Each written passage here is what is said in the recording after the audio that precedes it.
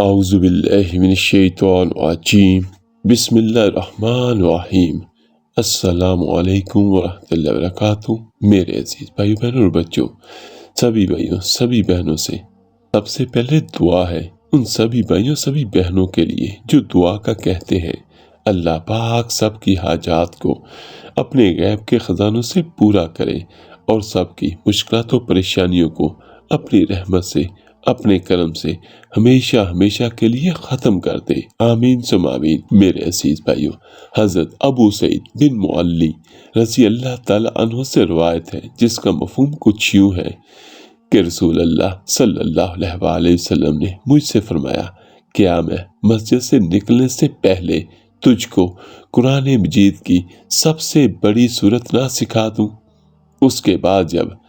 نبی کریم صلی اللہ علیہ وآلہ وسلم مسجد سے باہر تشریف لے جانے لگے تو میں نے آپ صلی اللہ علیہ وآلہ وسلم کو یاد دہانی کرائی۔ آپ صلی اللہ علیہ وآلہ وسلم نے فرمایا، الحمدللہ رب العالمین، یہی 7 مثانی 7 بار دہرائی جانے والی آیات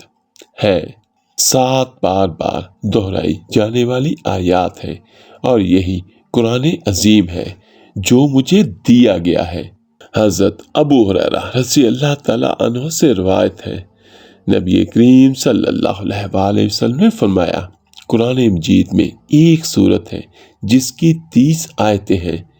اس نے اپنے پڑھنے والے کی شفاعت کی حتیٰ کہ اس کی مغفرت ہو گئی۔ سبحان اللہ، وہ سورت ہے تبارک الذی بیدہ الملک، یعنی سورہ ملک 29ویں پارے کی پہلی سورت۔ حضرت ابو ہریرہ رضی اللہ تعالیٰ عنہ سے روایت ہے، رسول اللہ صلی اللہ علیہ وآلہ وسلم نے فرمایا، قل ھو اللہ احد،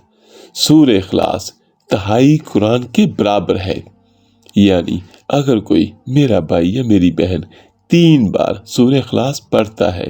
تو اسے 1 مکمل قرآن پاک کے برابر اللہ پاک اپنی رحمت سے ثواب عطا کرتا ہے۔ حضرت ابو مسعود انصاری رضی اللہ تعالیٰ عنہ سے روایت ہے، رسول اللہ صلی اللہ علیہ وآلہ وسلم نے فرمایا، اللہ احد الواحد الصمد 2.5 قرآن کے برابر ہے۔ حضرت ابو درداء رضی اللہ تعالیٰ عنہ سے روایت ہے، نبی کریم صلی اللہ علیہ وآلہ وسلم نے فرمایا، کیا میں تمہیں ایسا عمل نہ بتاؤں جو تمہارے اعمال میں سب سے بہتر، تمہارے بادشاہ یعنی اللہ تعالیٰ کو سب سے زیادہ پسند، تمہارے درجات کو سب سے زیادہ بلند کرنے والا،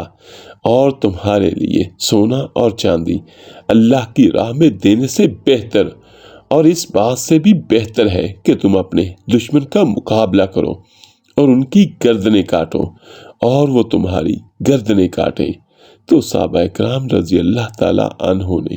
کہا، اللہ کے رسول صلی اللہ علیہ وآلہ وسلم وہ کیا ہے؟ تو آپ صلی اللہ علیہ وآلہ وسلم نے فرمایا، اللہ کا ذکر۔ حضرت معاذ بن جبل رضی اللہ تعالیٰ عنہ نے فرمایا، آدمی کوئی ایسا عمل نہیں کر سکتا جو اللہ کے عذاب سے نجات دینے میں اللہ کے ذکر سے بڑھ کر مؤثر ہو۔ آخر میں دعا ہے، اللہ پاک ہم سب کی زبانوں پہ بھی اپنا ذکر جاری کر دے، درود پاک پڑھنے والا بنا دے، آمین ثم آمین۔